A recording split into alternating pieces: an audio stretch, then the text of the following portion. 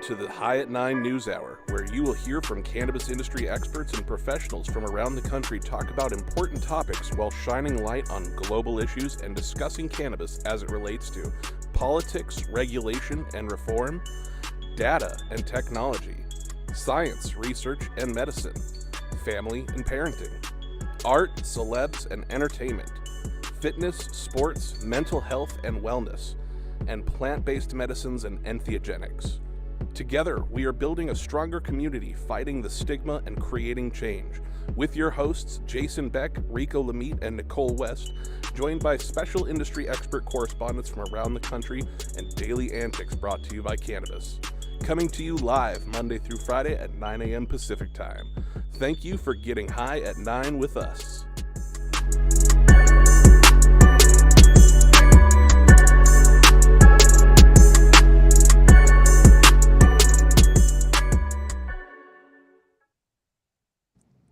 Oh, yes. Good morning, everyone. That's right. It's Wednesday, Hump Day, September 7th. And thank you for tuning in and getting high at 9 with us. It's high noon on the East Coast. And please remember to like, share, and subscribe to us on all social media platforms. We're live every Monday through Friday on YouTube and audio only on Clubhouse. And if you're joining us on Clubhouse, you can participate in the show by raising your hand if you have a brief comment on the story presented. But without further ado, let's pay a quick bill so we can get right back to the news. At True Classic OG, we live by one motto: stay true. We stay true to our legacy cut of True OG that's always fresh, piney, gassy, and delicious. We represent the spirit, hustle, and diversity of our great city of Angels. And we stay true to the spirit of this plant, doing everything in-house to ensure that you get the highest quality and consistency with every batch. And that's what's made us LA's favorite OG. True Classic OG. Stay true, Los Angeles.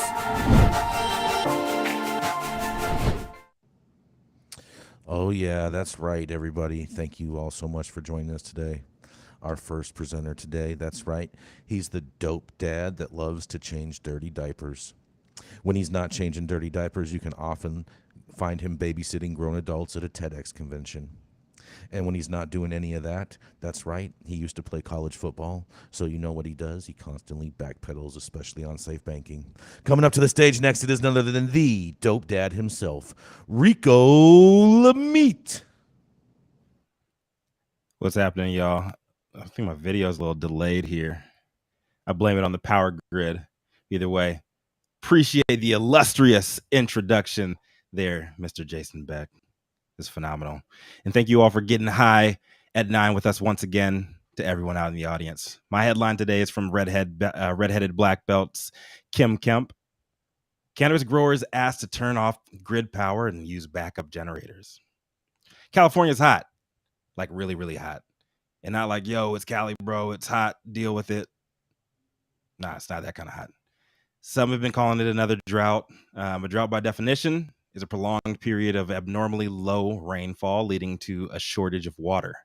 The drought in California and the American West for much of the past 2 decades ranks as the driest 22-year period in the last 1,200 years. Yesterday's heat wave climax resulted in a reported temperature of 116 Fahrenheit in our state capital, Sacramento, putting Governor Gavin Newsom in the literal hot seat, with the power grid being pushed to its limit and anxiety levels of about 40 million people also reaching their fevered pitch. While we like to be viewed by others as the futuristic green energy North Star that everyone needs to follow, reality is we're second only to Texas in total grid-based and mostly fossil-fueled energy consumption. The 4 top sources are electric, coal, natural gas, and motor gasoline. And while coal is a bit negligible by national standards, racking up less than 1% of total U.S. consumption, the other 3 are a bit much. Electric, 7%. Natural gas, 10%. Motor gasoline, clocking in at 11%. So that brings us to the cannabis industry. Though the state pulls in $49 billion tax revenue alone from agriculture, and legal cannabis accounts for a decent amount of that, industry operators have been under increased scrutiny for oversized grid consumption, and pressure has been mounting for quite some time now for solutions. But yearly data trends show that we're not really in the quote unquote mega drought. And I know it might not fit the mainstream narrative, but we are currently in a new era of aridification. It's only going to get worse, and there's no turning back. That's a different conversation for a different day. In response to the current heat wave, the Department of Cannabis Control yesterday put out a memo to cannabis licensees encouraging them to do their part to lessen our wary grid's load. Here's what it said. Today's the hottest day of the heat wave and will break demand records on the grid. We need everyone's help to conserve energy. An emergency proclamation has been signed by the governor due to extreme heat waves. Starting now, we're asking all cannabis licensees to voluntarily consider reducing their energy load by turning off the lights and any major sources of power and begin using backup generators if safe and available. Let's rally, California, in big bold letters. So to that cheerfully spirited recommendation, I'd like to yield initial response to my co-hosts, Jason Beck as a licensed operator and Nicole West being an efficiency and compliance expert. How do you feel about Sacramento's request, and what do you think the rest of California's industry's response will be to this memo that came out yesterday? This is Rico Lamitte, dopest dad on the street for High at 9 News. I mean, honestly, I was expecting this. We got hit with water issues first. The water issue was something that came at us pretty rapidly. Now I'm curious. And now when it comes to water, I'm very aware of, some of the bigger problems in California when we talk about, almonds and cows, as far as the agricultural need for water. I'm not 100% sure as far as what's pulling more power than like an indoor cannabis grow, because, your amps that you got on those buildings and, the amount of power that you have to be able to run these facilities regularly, especially when, I regularly talk to clients about running their cycles off peak hours, and everyone looks at me like I'm fucking crazy because, obviously you want people to come in and work during those hours. But I would say if we are put into that position, one of the best ways that we could easily continue is if you have a 12-hour cycle that's during daylight, to flip it to nighttime and see if you could get some graveyard shifts running, because that would be an easy flex that you could do without having to actually turn off your lights.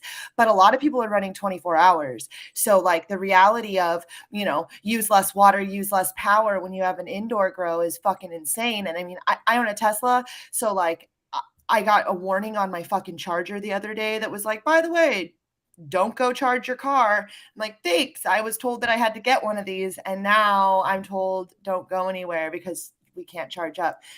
So when it comes to the grows, I think that it's relatively unrealistic to expect a lot of these grows to dial back too much, especially, when they're indoor cultivations.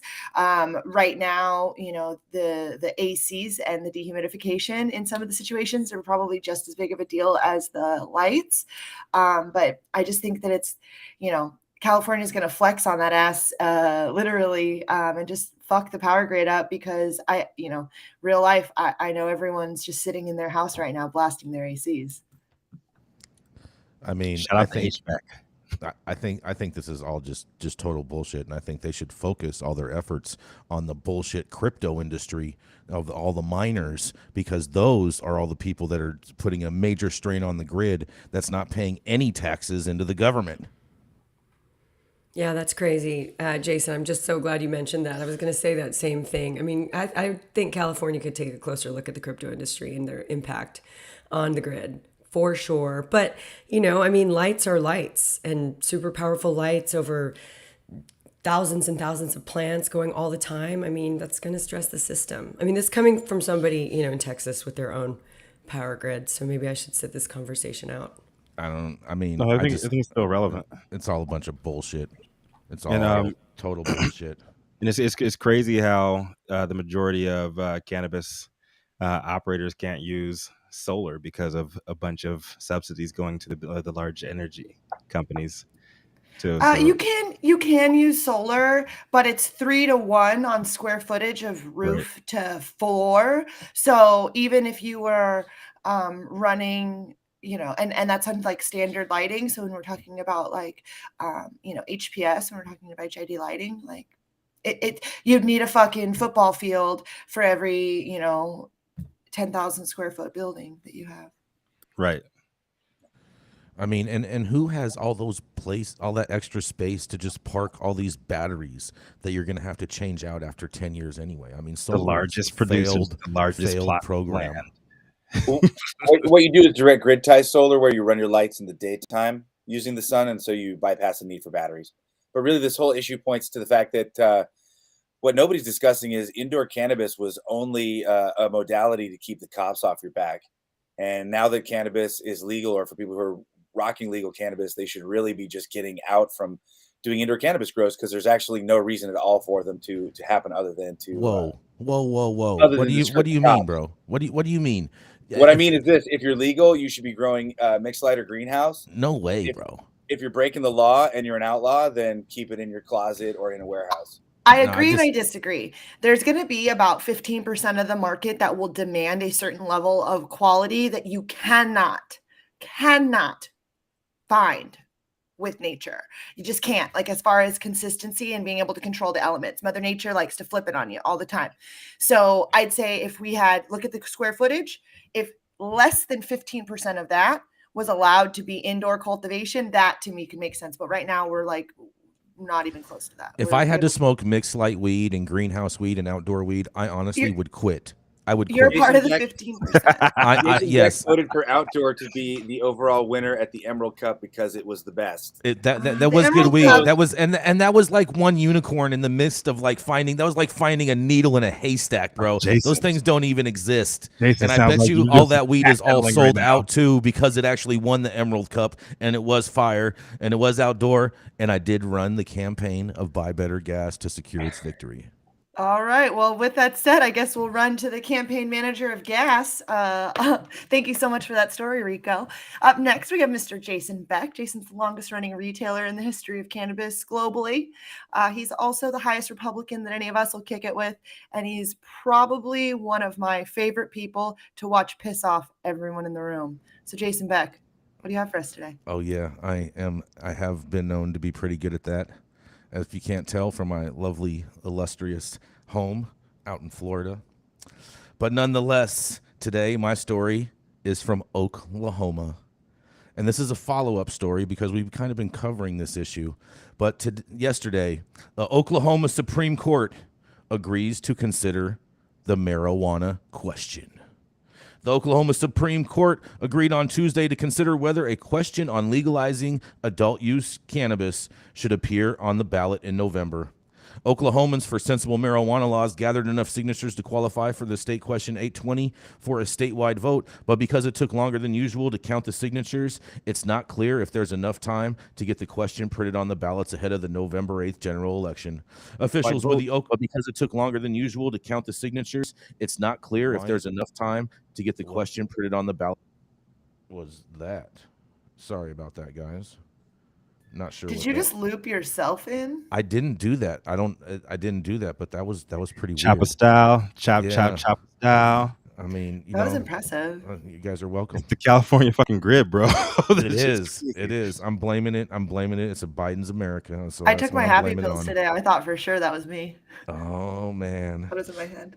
But nonetheless, since filing their initiative more than 6 months ago, proponents have done everything in their power to expedite the unwieldingly Oklahoma initiative petition process so the people of Oklahoma can exercise their right to vote on the measure at the next general election. Proponents of SQ 820 wrote in a petition to the Oklahoma Supreme Court, yet they have been stymied by state officials or their hand-picked vendors who are either unable or unwilling to perform their administrative duties in a timely and efficient manner, which I actually totally agree with. Secretary of State Brian Bigman said in a statement that as a result of the new law, only signatories that were registered voters were counted. The new process differs significantly from the historical practice of merely counting the number of individuals who signed the petition without regard for their voter registration status, Bergman said.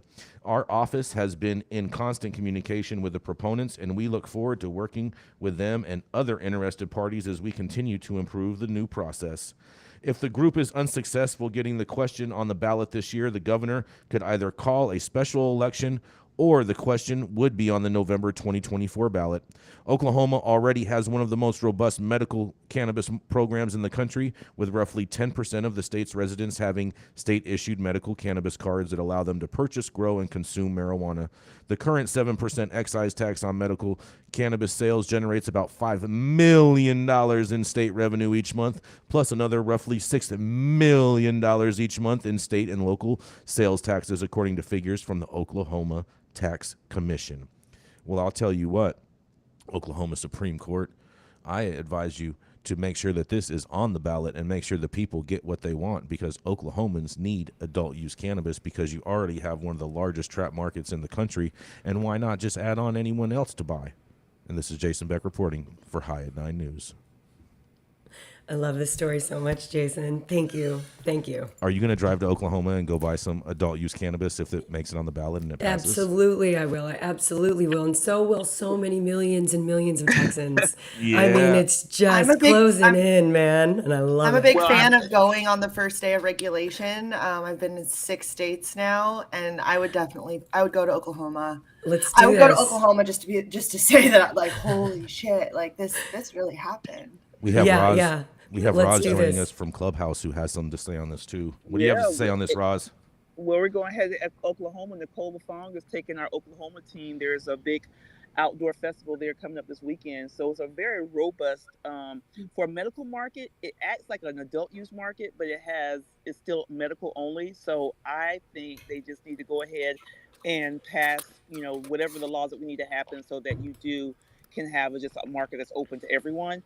And then go from there. I mean, to have 5 million people that are the population of Oklahoma and almost 10% have a medical card, and that's just only to have access to the plant, it is what it is. So, kudos to Oklahoma and safe travels, Nicole.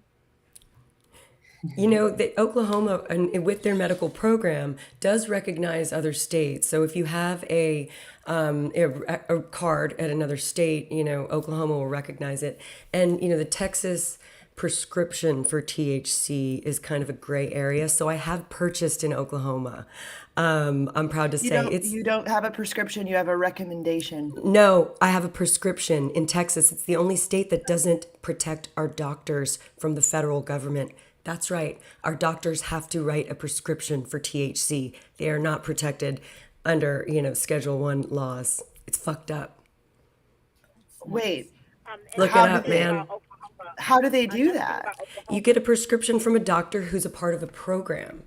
But how do they do that without violating their license? Texas don't give a fuck about They do it. The doctors do it, which is why the program is so small. But there are doctors who do it. There are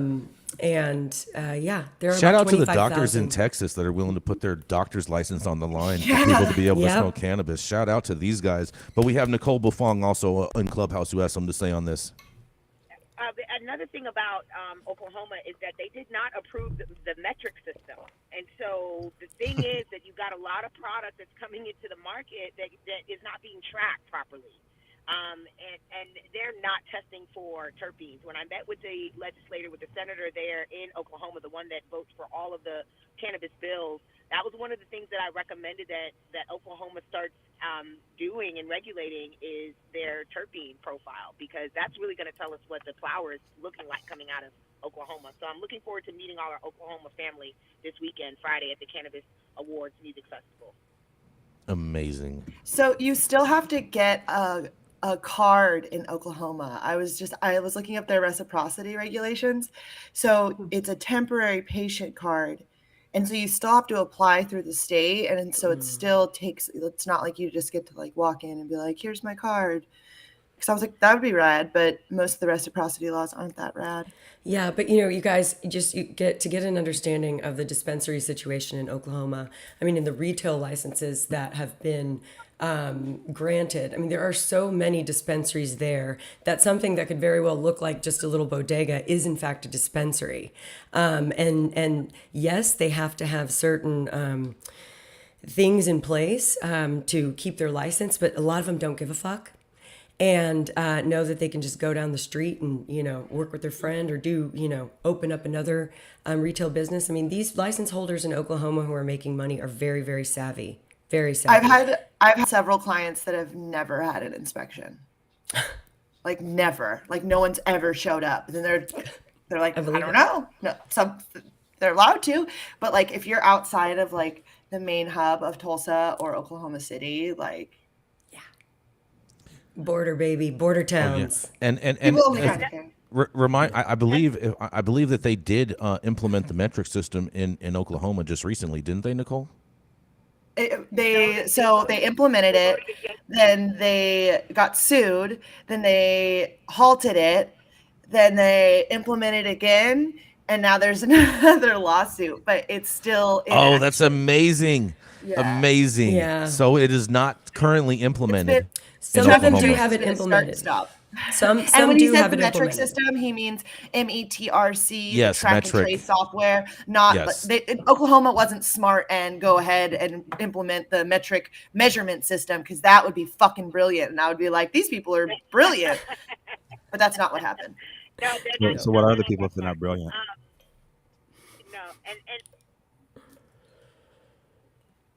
Nicole Bufang, did you have something else to say on this matter? Oh yeah, I was going to say another issue with the medical cards is that temporary card that you have to apply for has to be done at least 30 days out. And so it's not practical for somebody who might just be visiting the actual state and they're temporary, or maybe even driving through. It's not a practical solution with their reciprocity there. Yep, I agree. And to me, real reciprocity would be that. Real reciprocity would be like, I'm a medical patient. I need my medicine. I'm here for the weekend. Can I get some weed? And like, that's real reciprocity to me. And like, every time I look into it, I'm like, this is bullshit. Same thing with Florida. Florida has one reciprocity thing too, but you have to like apply for like a temporary, and you get like a 30-day thing. And it's like, we have to wait like a week, and then you have to have like an address, and like, it's a whole fucking thing. You're a temporary resident so you could fucking get your medicine. Like, that's some bullshit. And on top of it, you have to buy bullshit Florida weed on top of it from their. Oh man, those poor people. But let me just tell you, they created that law in Florida because they have snowbirds that spend about 4 months of their time here in Florida. So they'll go through the process of 30 days knowing that they'll be able to be here for another 3 months afterwards to smoke their weed. They will. That makes sense. But I'm talking about people that aren't wealthy enough to be snowbirds. I'm talking about somebody who's like visiting their grandma for the holidays. You're preaching to the choir, Nicole. I get you. I mean, it shouldn't even be an issue. Reciprocity should be exactly what you said. I have my card. I have a Florida medical marijuana card. If I go to Ohio, I should be able to walk into that dispensary, show my card, and be a medical patient in that state as well. I agree. Yep. And one last comment on here, but in the Clubhouse chat, Brooke Renee says metric had to be active in Oklahoma as of the end of last month in a dispensary. Yeah, it's only fully integrated in dispensaries, and they launched it a couple months ago, but then they gave them like a window because everyone was like, "What the fuck?" and it's annoying. So basically, you only have to track and trace the weed that you sell out of the dispensary. So everything you sell out of the back door doesn't ever get entered on metric because it never goes to the retail. They're backing it in, and so you're supposed to start. They're backing that shit up. I think we should just call Oklahoma's program "Trap or Trace." Ooh, I like that. I like that too. Good. Yes. All right, let's keep it moving here. She is a business, agriculture, and efficiency specialist with over 12 years industry experience.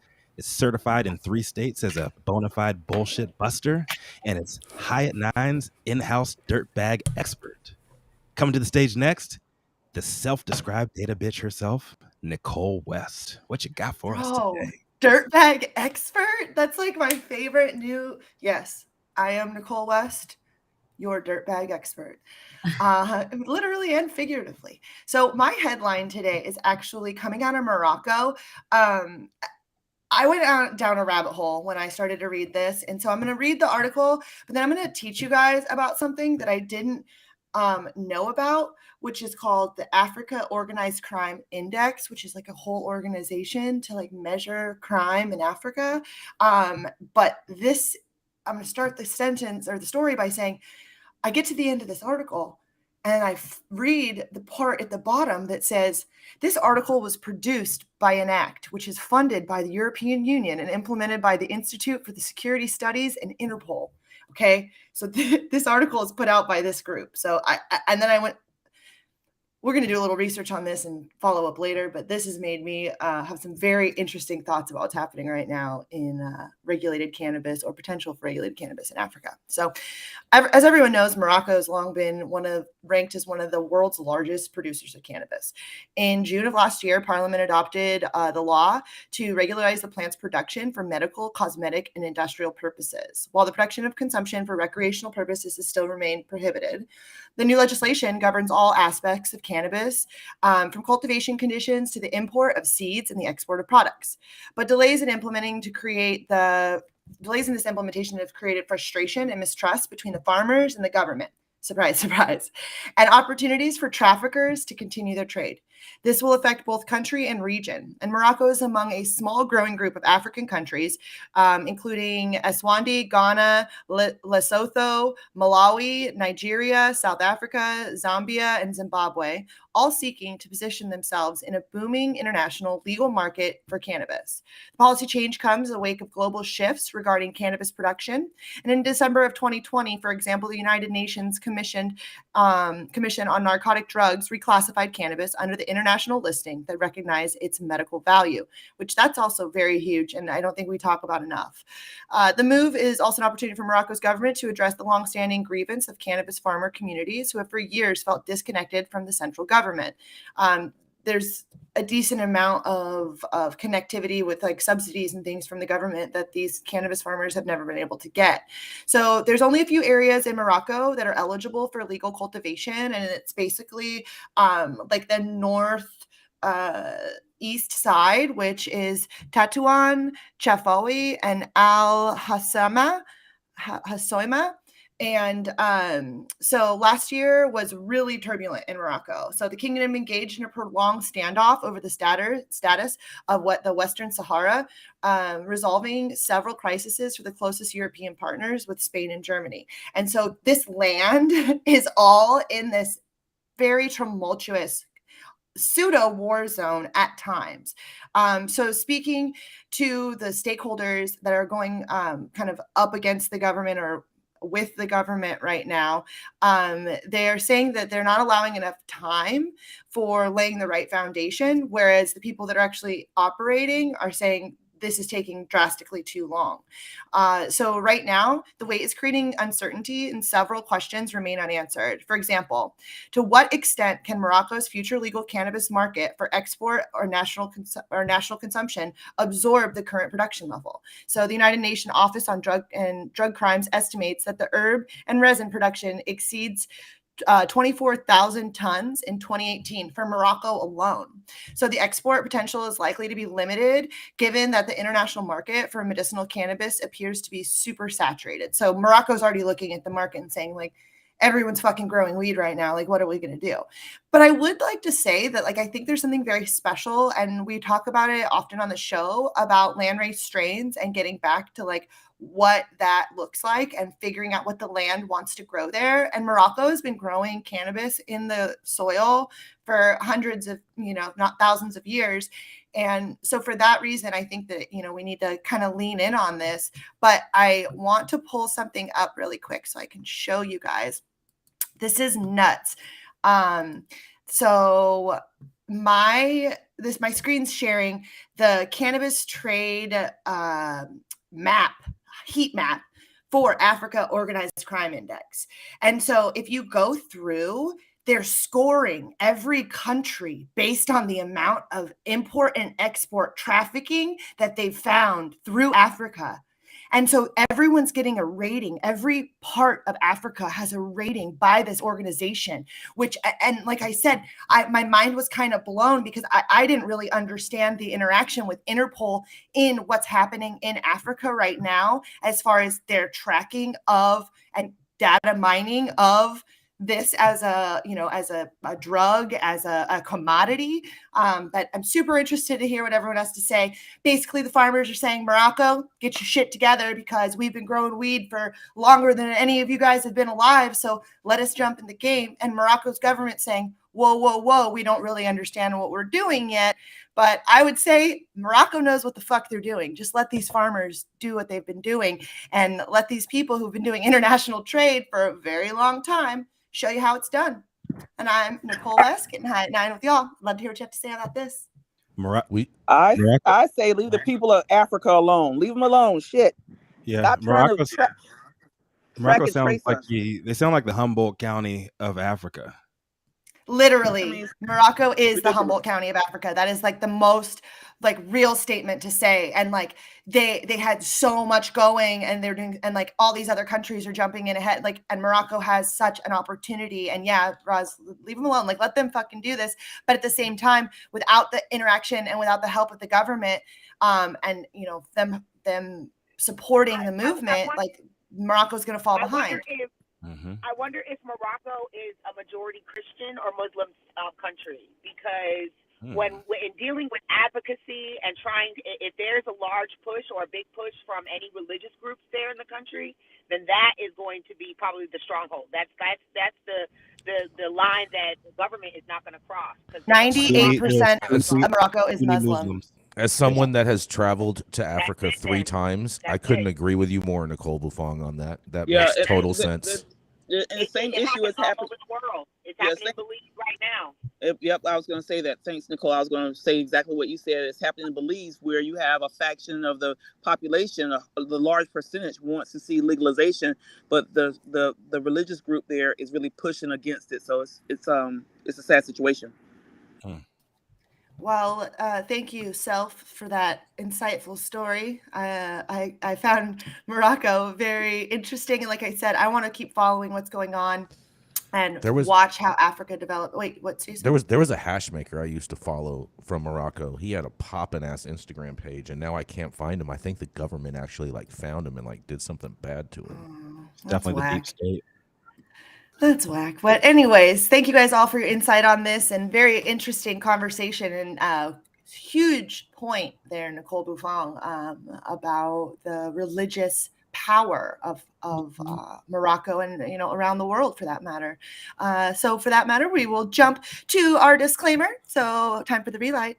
The thoughts and opinions of General Shane Throne at the High at 9 News are those of the individual speakers, not those of any other speaker or its followers. The statements made do not constitute legal or accounting advice, and our speakers make no representation regarding the legal status of any substance, any country, area, territory, or authorities. The views expressed in the room do not establish a fiduciary relationship. Our sponsors do not apply, constitute any endorsement by us, the expression of any opinion whatsoever the part of any speaker on stage. If you're an easily offended person, this show is probably not for you. Also, fuck off.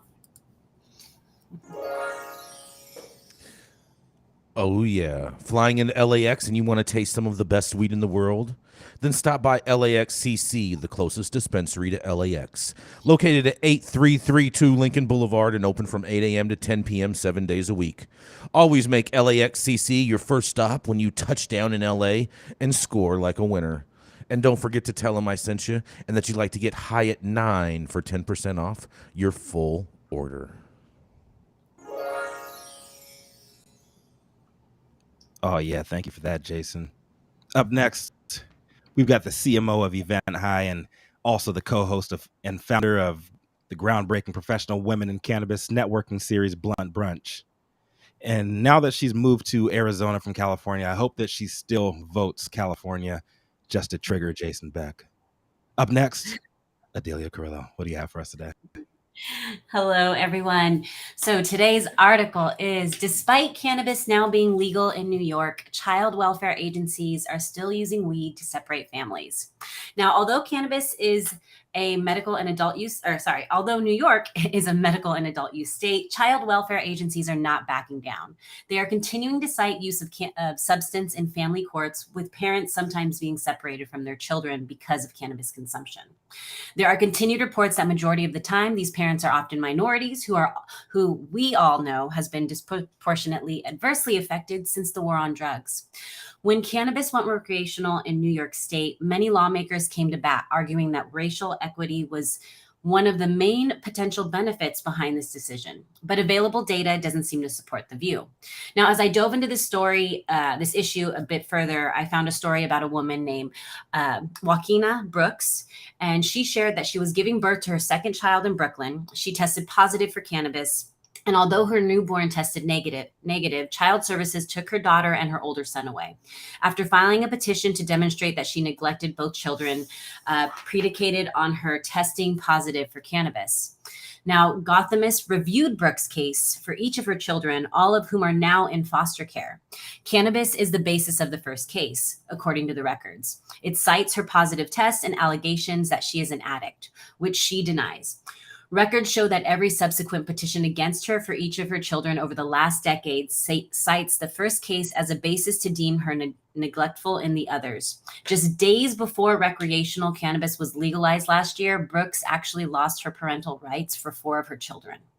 To give some insight, what followed the days, a cannabis bill was signed into state law in 2021, which notes that the sole fact that an individual consumes cannabis without a separate finding that the child's physical, mental, or emotional condition was impaired or is in imminent danger of becoming impaired shall not be sufficient for proving neglect.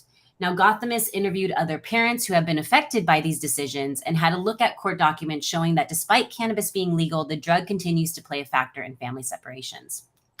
Now, half of these interviewed at length were parents who said it has felt impossible to extricate themselves from deeply rooted biases in the child welfare system surrounding cannabis use, specifically towards people of color. Now, ACS denies that cannabis is ever used as a sole means of separating children from their parents, but since family court cases have more layers of privacy than others, this claim is very difficult to verify. ACS also cited that there are restrictions in providing even anonymous or disaggregated data to Gothamist. The agency says drug and alcohol claims are lumped together in a single category, leaving no room to answer questions specifically on cannabis. It goes into deeper of getting claims from the agency, and an agency spokesperson reportedly said that the purpose of their investigations is to assess the impact any misuse has on a child's safety. The data is then reviewed by a family judge who may, if necessary, decide to put the child into foster care. Many lawyers and family members who were interviewed via Gothamist claims the ACS attitude regarding cannabis hasn't changed in years, even when talking about medical cannabis, which was approved back in 2014. They said the same stigma persists, both against people who use cannabis recreationally and, according to some lawyers and advocates, against parents with prescriptions for medical cannabis. They further argue there appears to be assumption by the agency that uses cannabis of any sort is linked with mental instability. And when talked about racial equity, a topic that's been cited as a priority in New York, it's pivotal for the government to do its part to fulfill its promises. So with that being said, I'd love to chat more with the correspondents or those in the audience. I also found some other data points, but first I'd rather hear from everybody else on this. Thank you for covering this. I just want to say, I was gonna say, like, as a resident dope dad in here, like this shit's scary. It's been scary out here. And as a cannabis event producer pre-COVID, man, like it was very, very touchy about having Jasmine, my wife, come to events when we started, like working that thing on out and like trying to get her pregnant and everything. So like we're always on our toes with that. And she is she's the director of mental health for a school system here, overseeing social workers, all of the psychiatrists and everything in 27 schools between LA and San Diego. So like it's just scary. And I have been targeted like multiple times for doing like women's events. Like I remember we did one like women in pregnancy and cannabis, where we had actual doctors wanted to talk about like the myths, what we know and what we don't know. And I got death threats from people on this shit, and a bunch of other folks like wanting to shut me down and trying to sue me and like all this and saying that I'm trying to get parents to smoke more weed and all that shit. And that's like where the whole like dope dad moniker fucking came from. We need to educate people, and especially educate these legislators, make sure they know what it is, what it isn't. And we need to open up more research. If we have like the doctors in the house or on the call, man, like talk about that, open up research. Well, speaking of that, we have Dr. Felicia in the audience, and then we have 2 other people in Clubhouse right after her. Good morning, everybody. Yeah, the stigma is real. The stigma is deep.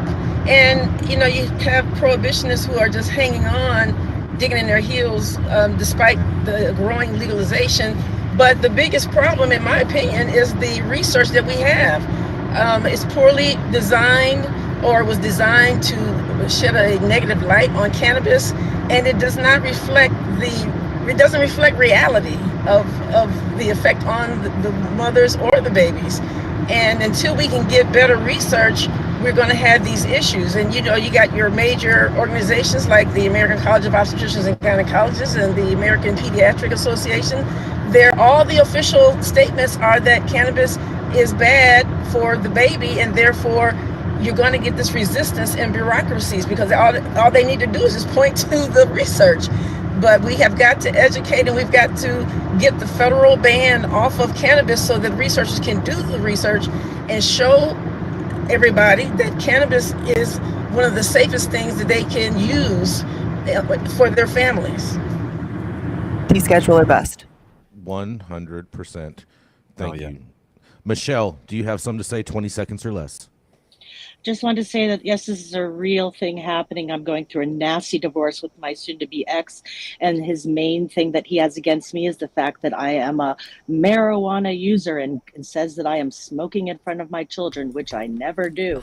And this is becoming a real issue. My biggest concern is that my daughter is a pediatric cannabis patient, and what's going to happen when he demands to get a second opinion and tries to get her on anti-epileptic drugs instead of using the cannabis, which is working. So yeah, I'm pissed, and this is real, and I'm in Massachusetts, and I'm a medical patient, and this is still an issue. Thank you. That's My terrible, heart goes Michelle. out to you as Yeah. a mother, as a cannabis user. My heart goes out to you. It's torture. It's trauma. It's so deep and insidious. It's terrible. We wish you all the luck on that, Michelle. Malik, do you have something to share with us? 20 seconds or less. Real quick, I always just make the joke that the first person ever get me high was my mom when she introduced breast milk into my system because it has cannabis. But it's a fact that I always thought was kind of important, or maybe a legal loophole we can use to end this abortion thing, or maybe legalize cannabis, or end this, fight against women who use it. So I don't know, just some thoughts. Thank you so much for saying that, Malik, because people don't understand that breast milk naturally produces cannabinoids. Yes. Well, and let me just High say breast that milk. any First any THC parent beverage. that's going through a divorce and is using cannabis as leverage on their divorce is just a piece of shit parent and probably shouldn't have their kids in the first place. But That right nonetheless, coming up next, he's a cannabis wizard doing his damnedest to continue the work of the Merry Pranksters and the Brotherhood of Eternal Love, alongside the Hogwarts PhD and tripping balls, and this co-host of What's Good, the Cannabis Flower and Hash Review Show. He's also the host of Radio Free Earth podcast that boasts over 33 years in the game for sales, genetics, and cultivation. Coming next to the stage, it is none other than the Matthew St. Germain. Hi, all, and thanks, Jason.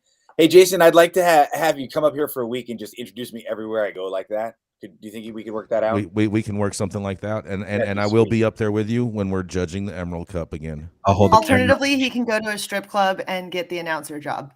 Oh, God. Okay, so my story is from Marijuana Moment. A Democratic congressional candidate in Ohio deletes a marijuana tweet criticizing his pro-legalization GOP incumbent, but questions his motives in an interview.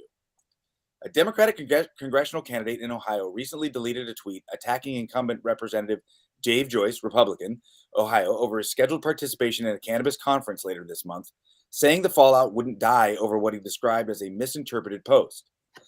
Advocates seized on the original tweet following Marijuana Moment's reporting on the seeming disconnect between Kilboy's own support for legalization and his critique of Joyce as being out of touch with voters in his district who he claims haven't expressed to him that cannabis reform is a priority issue. So last week, the Democratic nominee deleted the tweet, which never works, which said, "If you elect me as your next congressman, I commit to working for you, which will not include being the keynote speaker at the Benzinga Cannabis Capital Conference. My opponent doesn't seem to have the pulse of what is hurting us in Northeast Ohio." He had also posted another tweet clarifying that my comments have nothing to do with marijuana. David should be spending his time in the district meeting with his constituents, answering for his actions in Congress, he said. I've yet to talk with a voter who lists marijuana as a key priority. That tweet has also since been deleted. In a phone interview with Marijuana Moment, Kilboy said that he questions the motives of the Republican congressman who serves as a co-chair of the bipartisan Congressional Cannabis Caucus and has sponsored several reform bills during his time in office. One of the things that interests me, Kilboy said, most about his leadership is that he's gained a lot of financial support from folks who benefit from his actions. So I question his motive, he said. Is it truly because he supports it, or is it because his campaign financially supports it? Kilboy, a retired naval officer and registered nurse, said that he backs federal cannabis descheduling, and he said that if he's elected, he'd be open to having conversations and learning more about the prospects of advancing broader drug policy changes like decriminalization and psychedelics reform. But asked whether he would assume a leadership position on marijuana reform on Capitol Hill, as Joyce has set out to do, he demurred, saying that he would certainly support efforts to enact a policy change, but that his focus would principally be on mental health and the root causes of the overdose crisis. If that legislative focus overlaps with marijuana reform, he said, he'd be sure to explore it. When Kilboy posted his initial tweet criticizing Joyce's scheduled appearance on marijuana policy panel organized by Benzinga, he said the point he was trying to make is that Joyce has made himself unavailable to his constituency, which is a complaint he said he's heard from voters time and again. Instead, the candidate said voters in the district are primarily focused on the economy, healthcare, and saving our democracy. Until the federal government successfully revises his arcane cannabis laws, he will keep pressing the issue on behalf of his constituents who are directly impacted, they said. There are a few details about the content of what Joyce will discuss at the Benzinga event next week, but the panel he's set to speak at will focus on key pieces of congressional marijuana reform legislation and how social equity intersects with the proposals. Joyce has also spoken at a couple of earlier Benzinga Cannabis Capital Conference events where he discussed his interest in states' rights and understanding the medical potential of cannabis and how that led him to advocate for reform on Capitol Hill. For what it's worth, dozens of cities across Ohio have approved local marijuana decriminalization initiatives in recent years, and another round of jurisdictions will see the issue on the ballot this November. I think it's kind of funny for any politician to point at another politician about fundraising and constituents bringing money when our entire system is run by these corporate donors and the Supreme Court allowing corporations to be persons that then can funnel millions of dollars into these anonymous PACs to push candidates forward. They're always seeming to lobby and leverage for large corporations and billionaires and not for folks like us. Well, Matthew St. Germain, I love this story, bro. I really, really love this story. I saw this. I went to the Twitter pages. I looked at this, and I'm going to tell you what. I like to piss people off and whatnot, but there's nothing that pisses me off more than when you have a Democrat going after a pro-cannabis Republican who, and using that as leverage in his district to go after him when your party is on his platform as being pro-cannabis, and you're attacking him for being pro-cannabis on this. It just fucking baffles me that this is even going on. And shout out to Dave Joyce. We appreciate you, appreciate your work, and thank you for all the stuff that you do for us on Capitol Hill. Yo, at this point in American politics, if you claim not to know what the Wayback Machine is and that any and everything done online will forever be findable in some form or fashion, I question your fitness for office and believe you are a threat to national security. Fair. I love it when people delete their tweets, man. It makes me so happy. I've definitely deleted stuff where like I posted something and I'm like, wow, that sounds stupid. But like I wouldn't be like concerned that somebody saw it later. But like I tell people like live a life, like especially on the internet, like the world is watching because they are. Do you think Barack Obama? You know, it's like it's the biggest like highlighter around like your fuck up. Okay, deleting a tweet. Like you tweet it, you fucking go with it. If anything, just bury it and make sense of it and be like, oh my god, I got a little drunk earlier tonight. Tweet. I don't know. You use it to just say you evolved on the issue. That's it. Right? Yeah. Do you guys think that Barack Obama will be the last American president not to have a dick pic floating around there on the internet? How do you know it's not out there floating? I would pay so much money to see Barack Obama's dick. He might be the last. How much would you pay? Maybe we can do an internet fundraiser. You know why? Because we didn't see it when he was president. Right. He might be the last didn't bring it out public-facing, decent human being we have in office. Are you serious? So rounding back Are you to the story serious? real quick. I think this just really is a display of hypocrisy because every single one of these politicians at the state, local, and federal level is doing the same thing.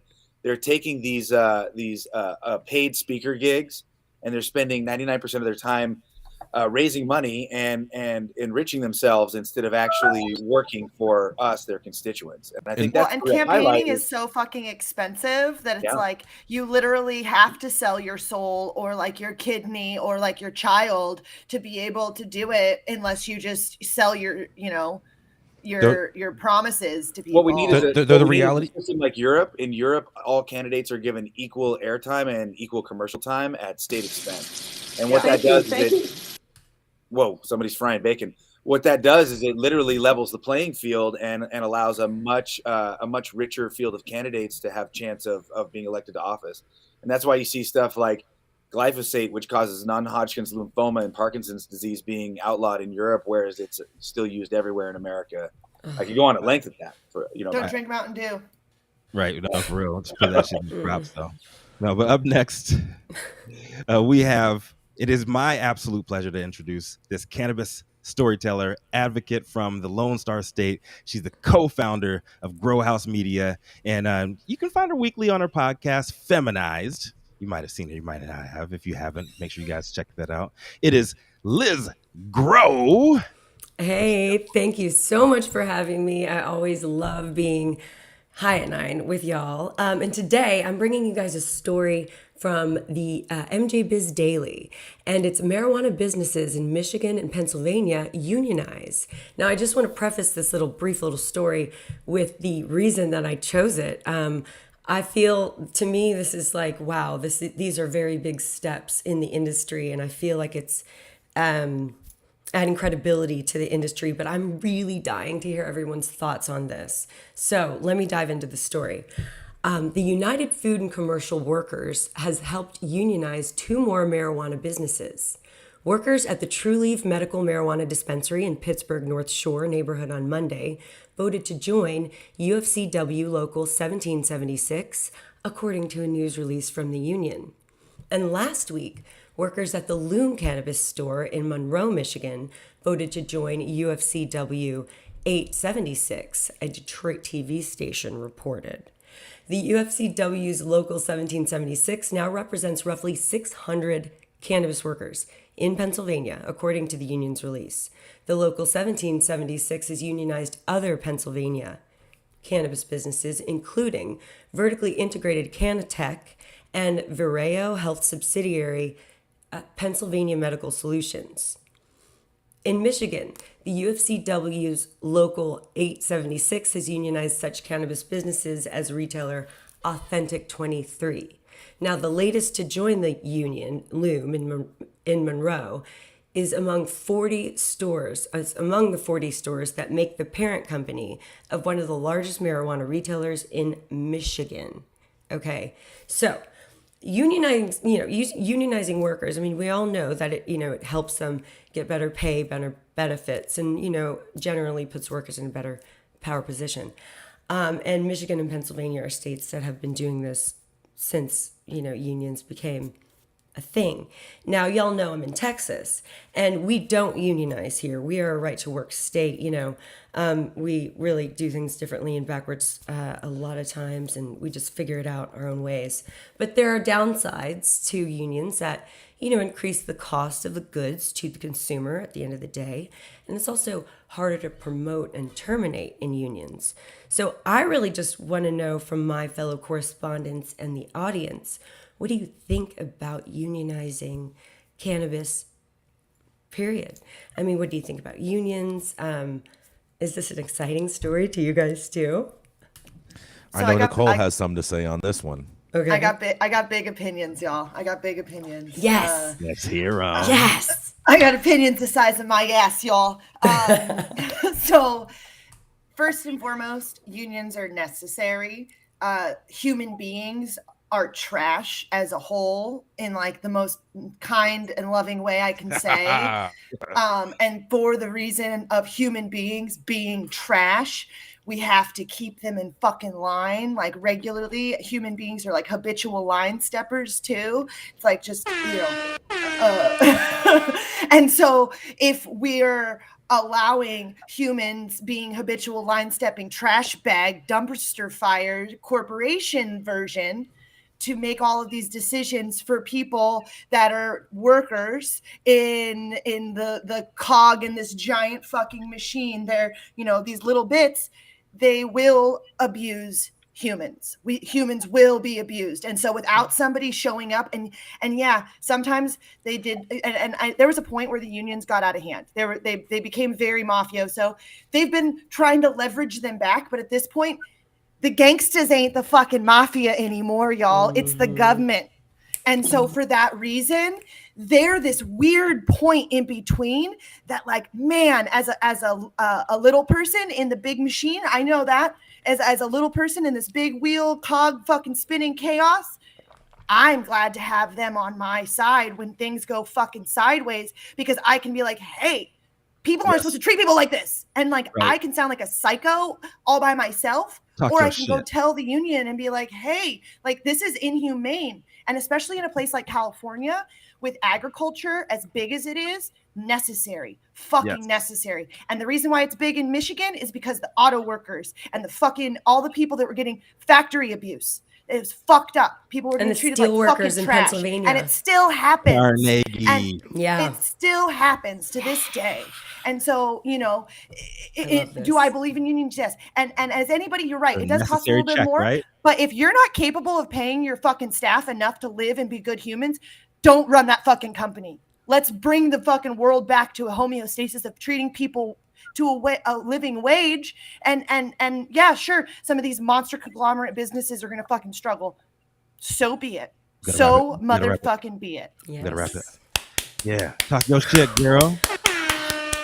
I fucking love that. Yeah. Sorry, I got big opinions about it. Yeah, great. I fucking love unions, that. And they're all little crews, you know, you have your local crew, and so like literally it's like kind of like gangs, but they're not. Yeah, they're little sets. They're little sets, and they be beefing and shit. Yeah, but you know they can stand up to, you know, the man, so to speak. You have a power position when you do without that, the union, I love without it. the unions, gangsters, Long Beach would be. Police? Long Beach cannabis would not be where it is right now if it weren't for the unions. We're a union city. You know, we're in the harbor. We're the largest harbor in the United States. We're the third largest harbor in the world. We have big union world here. Because we're such a blue collar community, the unions were a bigger part of our regulations here in the city of Long Beach. But if it weren't for the UFCW pushing as hard as they did, we would still be at 6% tax on everything. We would still, and so like, we're all by ourselves, and then we're like, hey guys, can you come help us, because we got to fight and this isn't okay, and the government's kind of being dicks. They help. All right, we gotta go next. We gotta go to the last I like story. to just call them a useful tool in the toolbox. Last I story. love that story. That's why I did it. You spoke to my heart this morning, Nicole. Yes. Thank you. Okay, and so we have one more correspondent, and she is coming to us from Clubhouse, I believe. Yes? She's here. She's in the building. Awesome. We have Miss Roz McCarthy. Roz is the internationally recognized boss lady. She's held it down for 6 years as the founder and CEO of M4MM and the NOW, and that is now the head honcho over at Black Buddha Cannabis, the ultimate lifestyle brand. Roz, coming out of Florida, what do you have for us today? Hey, Nicole. Hey, everybody. Glad to be on. I'm just going to make this short because we've talked about this several times, but there's been some updates. And this comes from Marijuana Moment. And it says the majority of voters support marijuana business banking access, saying it will improve public safety and equity, new poll finds. And this is by Kyle Yeager. And so we have talked about safe banking so many times, but I think it's important for us to keep our pulse on what's going on and even the potentiality of actually seeing some legislation put into law. It says the majority of American voters support allowing banks to work with state legal marijuana businesses, according to a new poll. The survey from Independent Community Bankers of America, which was conducted by Morning Consult, found that 65% of voters back the modest cannabis reform. May I say again, the modest cannabis reform, which will be achieved with the bipartisan, secure, and fair enforcement banking act that's passed the House in some form 7 times, but has continually stalled in the Senate. There was a majority support for banking reform across the political spectrum, with 73% of Democrats, 55% of Republicans, 67% of independents backing the policy change. So why has it not been done? Why can't we get movement? Also, 55% said that they feel reform could promote equity by empowering minority women and LGBTQ-owned marijuana businesses that could benefit from improved banking access and financial services. Again, it's a byproduct of safe banking, not an equity bill, it's a banking bill. U.S. voters have made clear that current law inhibiting access to the banking system for cannabis-related business has a negative impact on local communities. With a supermajority of U.S. voters voicing support for allowing cannabis-related businesses access to the banking system, the Senate should act now on bipartisan cannabis banking legislation that the House has passed 7 times, she says. Earlier this month, we had I just lost that point. Oh, hold on one second, guys. While the House has repeatedly shown that there's bipartisan support for the policy change, the bill has stalled in the Senate under both Republican and Democratic control. Senator Majority Leader Chuck Schumer, Senator Chairman Ron Wyden, and Senator Cory Booker have been among the most vocal in their calls for comprehensive legalization before enacting something that would principally benefit the industry interest. The Cannabis Regulators of Color Coalition released a paper last month that outlined what they view as shortcomings of the standalone safe banking. They've come up with something we call affectionately Safe Banking Plus that adds more teeth to a safe banking reform. I will just leave it there. I won't go and read because I know we're getting short of time. It is a haul with the safe banking. I don't think it should be a haul. And I just want to remind folks that this is a cannabis reform bill, a modest bill. It's a financial bill that may have some effect on equity, but it is not an equity bill. I'm Roz McCarthy signing off for High at 9 News. Would love to hear your thoughts. Thank you, Roz. And that is an important thing to always remember. They like to juice the bills by calling them certain things because one little bit of something is peppered in there, but there's a whole lot of boo-boo where that pepper came from. Pass safe banking already. Safe banking. So with that said, thank you, Jason and Rico, for the absolutely on-brand thoughts on safe banking. Thank you, Roz, for that story. Make sure that you guys catch us Monday through Friday at 9 a.m. Pacific and high noon on the East Coast. Thank you to our sponsors and our audience and our supporters. The haters for still talking about us. True Classic and LACC for helping us eat. Thank you to the correspondents for being absolutely fucking amazing. Thank you to Weed for helping us all be a little bit funnier. Thank you to 3 is 4 for being awesome, trippy house cats and helping keep us sound like we know what we're doing. Thank you all for tuning in and getting high at 9 with us. Run that outro music, guys. He only says fuck. You are tuned in to the High at 9 News Hour, where you will hear from cannabis industry experts and professionals from around the country talk about important topics while shining light on global issues and discussing cannabis as it relates to politics, regulation and reform, data and technology, science, research and medicine, family and parenting, art, celebs and entertainment, fitness, sports, mental health and wellness, and plant-based medicines and entheogenics. Together, we are building a stronger community, fighting the stigma and creating change. With your hosts, Jason Beck, Rico Lamitte, and Nicole West, joined by special industry expert correspondents from around the country and daily antics brought to you by Cannabis. Coming to you live Monday through Friday at 9 a.m. Pacific Time. Thank you for getting high at 9 with us.